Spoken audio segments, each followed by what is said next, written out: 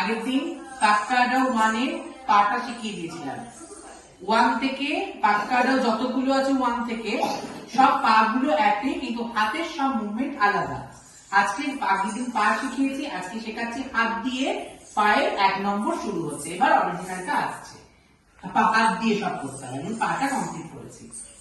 তা আগে আবার আগে রাইট দিয়ে করি, রাইট করি। Right right left right left left right left stop তেই হাতে তাকাও। স্টপ হিট তেই বাবু দিয়ানা সব পা ফ্ল্যাট মারো। তেই স্টপ স্টপ তেই